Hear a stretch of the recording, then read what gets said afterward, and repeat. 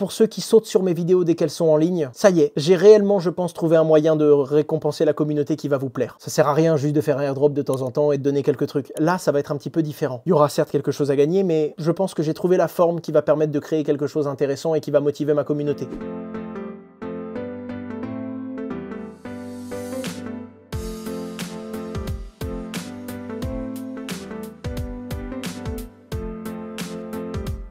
Comme je le recommande très souvent, quand vous désirez prendre une position, je ne fais pas partie de ces gens qui all-in et qui sortent d'un coup. Comme le marché des crypto-monnaies, c'est un marché qui respire et que j'estime qu'on est sur une tendance de fond qui est haussière, je prends des positions et je renforce. C'est-à-dire que quand le marché baisse, je rachète des positions. Quand le marché rebaisse encore et que je suis encore plus dans le rouge, je continue et je recharge encore plus mon portefeuille parce que c'est comme ça qu'on fait du gain sur le long terme, c'est-à-dire en faisant un DCA à l'achat quand le marché perd de la valeur, en continuant à acheter et à renforcer ses positions quand on a des convictions à la hausse, et dès qu'on estime que le marché est relativement haut et qu'on doit commencer à prendre des bénéfices, j'inverse ma position, c'est-à-dire que je commence à faire des DCA à la baisse. J'ai un premier palier autour duquel je commence à vendre du Bitcoin, et ainsi que mes autres actifs évidemment, et je vais vendre petit à petit, et quand je me considère totalement sorti du marché, certains estiment avoir vendu 100% de leur position en échange de stablecoin ou en échange de liquidité. Ce n'est pas mon cas. Je laisse toujours une petite poire pour la soif, 5 ou 10% de mes positions, parce que dans le marché des cryptos, on n'est pas à l'abri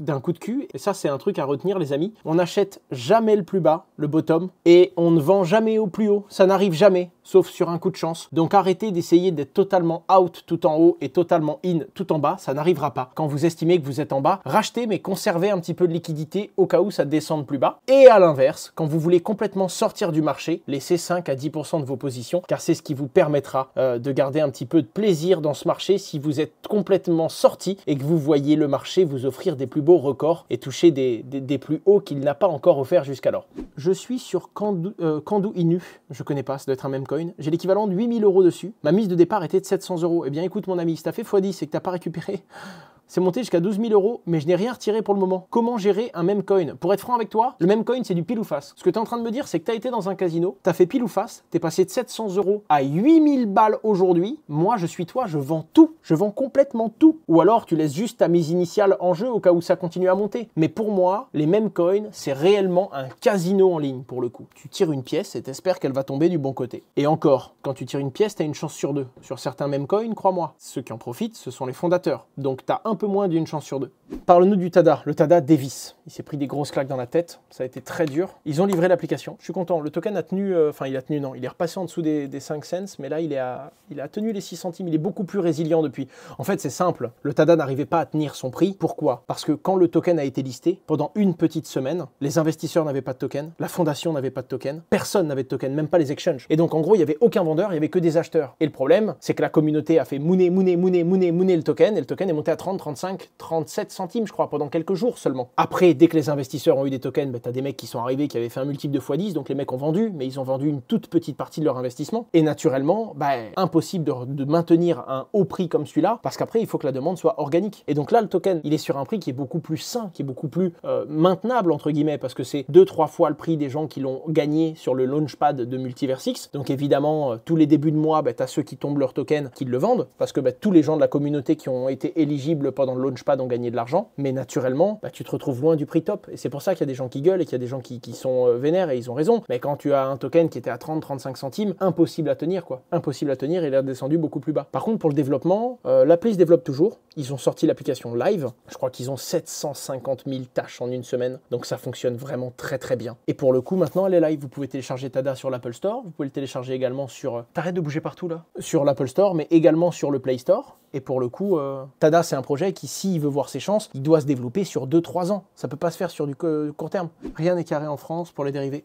Alors, je suis en train de vérifier d'un point de vue légal pour être sûr de ne pas faire une bêtise, mais normalement, d'ici la rentrée, je vous annonce un nouveau partenaire qui vous permettra en France de faire du leverage trading de façon centralisée, pas de façon décentralisée. Décentralisée, il y a déjà DYDX, mais de façon centralisée et de façon régulée. Je le rappelle, si vous êtes débutant, pour faire très simple, l'effet de levier, ça vous permet, avec 1 € de parier comme si vous avez 10. Ça va 10 fois plus vite, vite, hein. Comme vous pouvez parier avec un montant 10 fois plus gros, vous pouvez gagner 10 fois plus ou perdre 10 fois plus. Je récapitule donc. Le marché des crypto-monnaies, qui est l'un des marchés les plus volatiles, les plus risqués au monde. Un marché sur lequel on vous le dit, il y a 50% des crypto-monnaies, c'est presque une pièce que vous lancez en l'air, c'est presque du gambling, vous prenez des vrais risques énormes en misant sur cette industrie qui est naissante. Bien entendu, les opportunités sont proportionnelles au risque. Et il y a des gens qui viennent dans la crypto-monnaie et qui mettent un effet de levier pour que ça aille encore 10, 20 ou 50 fois plus vite que ce que je viens de vous raconter. À ce moment-là, allez directement au casino du coin et mettez tout ce que vous avez sur le noir ou le rouge. Mais en attendant, certains l'utilisent réellement et à ce moment-là, je me permets de vous expliquer comment ça fonctionne.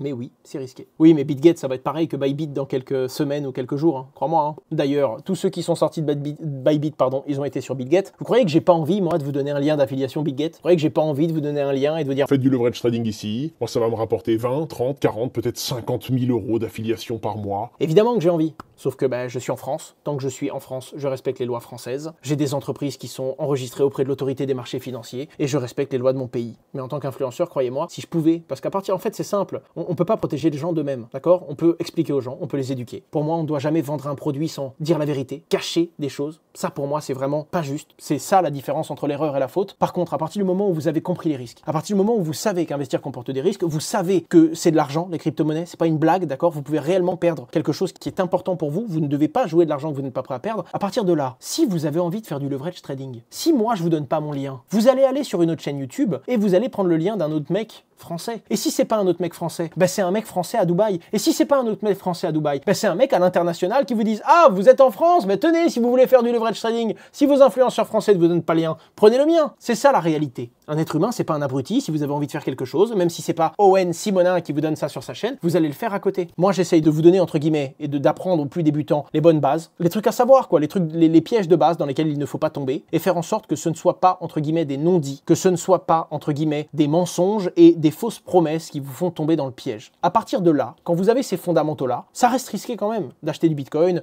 d'investir sur des projets, etc., etc. À partir de là, vous devez être capable de comprendre que gagner ou perdre, ça fait partie du jeu. Et vous vivrez les deux. Et je dirais même mieux, si vous voulez réellement être capable de gagner beaucoup et sur du long terme, vous devez dans un premier temps perdre. Parce que c'est là que vous allez apprendre les meilleures leçons. Non pas celles qui viennent de ma bouche en mode faites-moi confiance, écoutez ce que je vous dis. Non, mais les plus belles leçons que j'ai eues dans ma vie, c'est des leçons que j'ai eues dans des moments compliqués, dans des moments qui vous forgent, dans des moments où vous perdez, dans des moments où vous remettez en cause votre propre méthode. Et à ce moment-là, soit vous avez trop perdu et vous êtes game over. Et à ce moment-là, c'est que vous avez trop joué, vous avez déjà fait une bêtise. Soit vous avez perdu suffisamment pour que la leçon rentre et vous allez pouvoir incrémenter ça à votre stratégie. Et à ce moment-là, vous allez être capable de reperdre encore une fois. Je sais pas comment le dire plus simplement, mais pour savoir gagner, il faut être capable de reperdre plusieurs fois, avec consistance et pendant une longue période de temps. À ce moment-là, si vous êtes suffisamment intelligent pour ne pas jouer trop pour vous mettre en danger, pour tirer des leçons de toutes vos erreurs, petit à petit vous allez perdre, mais un peu moins, différemment. Vous allez en tirer une leçon, vous allez comprendre un truc, et de fil en aiguille, vous allez être capable de perdre moins souvent que ce que vous ne gagnez. Et c'est ça qui, sur le long terme, fait d'un trader un trader gagnant, d'un investisseur un investisseur gagnant. C'est quelqu'un qui a des convictions qui joue sur le long terme et qui accepte de perdre, à des moments en tout cas. Comment gérer le manque d'opportunités durant les hausses lorsqu'on est salarié? Justement, t'es pas trader, donc quoi qu'il arrive, c'est pas à la minute près où il y a une hausse que tu dois te positionner. C'est ce que je te dis. Tu dois prendre des achats en crypto et tu dois maintenir ta position sur le long terme. À ce moment-là, qu'il y ait une baisse ou qu'il y ait une hausse dans la journée, ça change rien pour toi, t'aurais pas vendu ou t'aurais pas acheté. À la limite, si tu aurais voulu vendre un petit peu parce qu'une crypto-monnaie a fait x10, tu mets une ordre de vente, un ordre limite au marché sur un exchange par exemple, mais c'est tout. Au contraire, ne cours pas après les trucs court terme, ça sert à rien je trouve.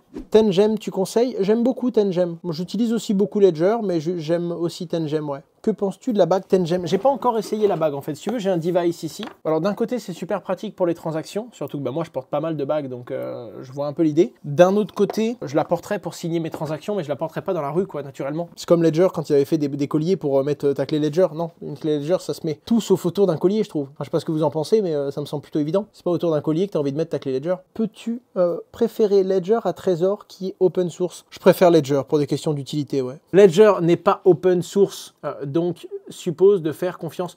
C'est vrai. Par contre, tu vois, Trezor est open source et ils ont déjà pris une douille. Donc en réalité, voilà quoi. Et ensuite, il faut savoir que moi, j'utilise mes ledgers, mais quand j'utilise mes ledgers, j'utilise des multisigs. C'est-à-dire que ma clé Ledger, c'est l'une des signatures de mon portefeuille. Donc même si quelqu'un arrive à me, je sais pas moi, hacker ma Ledger, ce qui jusqu'à présent n'est jamais arrivé, cette personne ne pourrait pas vider mes fonds. Parce que j'ai besoin également d'un portefeuille de navigateur et également de 2 signatures qui vont être externes, qui ne sont même pas des portefeuilles que je détiens moi. Et en faisant ça, je limite au maximum les risques. Mais à ce moment-là, il y a des gens qui me disent, oui, mais qui te dit que c'est pas le protocole, le Gnosis qui va pas avoir un risque un jour? Le risque zéro n'existe pas. Mais en attendant, je le limite énormément. Ça m'arrive d'avoir de la crypto-monnaie sur une ledger en single seed, mais je vais avoir quoi, 10, 20, 25 000 euros. Dès que ça va être des plus gros montants, il y a des sécurités supplémentaires. Et je vous parle même pas de Meria. Quand je serais même plus capable aujourd'hui de vous expliquer les flux financiers de conservation et de ségrégation des flux tellement ils sont complexes. Parce que c'est notre directeur financier qui a mis ça en œuvre. Et pour libérer des fonds, tu as des multi-signatures, tu utilises des fois du Gnosis, des fois tu utilises également du Fireblock, c'est quelque chose d'assez complexe, quoi. Si tu meurs demain, comment vont faire ceux qui ont uniquement la deuxième ledger pour débloquer des fonds? Il y a une procédure.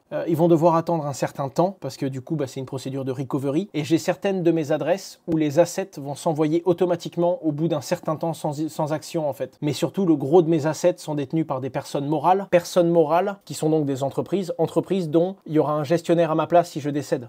Encore une fois, merci beaucoup les amis. Vous valorisez mon travail par l'intérêt que vous lui portez. Donc, comme d'habitude, dans les bonnes, les mauvaises nouvelles, quand ça se passe bien ou mal, quand le marché saigne ou quand il se porte bien, quand je suis dans la sauce et que je me prends le pire storm sheet du monde sur Twitter, ou quand ça se passe très bien pour moi et que ça roule sur le succès, vous êtes là. Donc, merci à vous, je le valorise beaucoup. Et même si individuellement vous êtes 2000 et donc je peux pas aller faire le tour de tous les pommes-potes et vous le dire tous les jours, c'était important pour moi et je voulais vous remercier pour cette attention que vous me portez. Merci beaucoup.